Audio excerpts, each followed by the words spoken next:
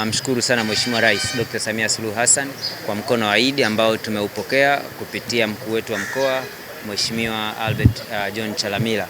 Kwa kipekee kabisa tunashukuru kwa upendo wake, tunashukuru kwa kututhamini, kwa kuwafikia wananchi ambao hawana uwezo katika kipindi hiki cha sikukuu kwa kupata mahitaji, ambapo tumepokea hapa mchele, tumepokea sukari, tumepokea mafuta ya kula ya kupikia, tumepokea sabuni, lakini pia vile tumepokea tende na mbuzi ambao tutaenda kukabidhi kwenye vituo ambavyo tutaviainisha au watu ambao tumeainisha wana uhitaji.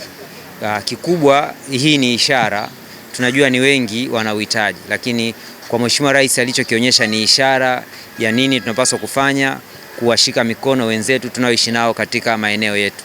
Kwa rai yangu mimi na jambo ambalo tumejifunza moja kwa moja kutoka kwake ni kuendelea kuwashika mikono wale wenye uhitaji katika maeneo yetu, na nitoe rai kwa wananchi wa Ubungo ambao wamejaliwa kwa njia moja au nyingine, basi wasisite kuunga mkono jitihada hizi za Mheshimiwa Rais au kufuata njia ambayo Mheshimiwa Rais ametuonyesha kuwafikia wale wenye uhitaji.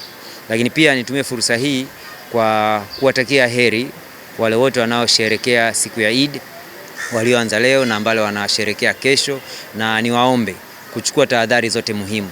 Sikukuu hizi za Eid na hata zile za Pasaka zisije baadaye zikageuka ni maafa au ni madhara kwenye familia kwa kuto kuchukua tahadhari. Kama ni watoto wanaenda kwenye michezo, basi wazazi wahakikishe kwamba wanawasimamia au wanaenda na wasimamizi, tusipate madhara yoyote.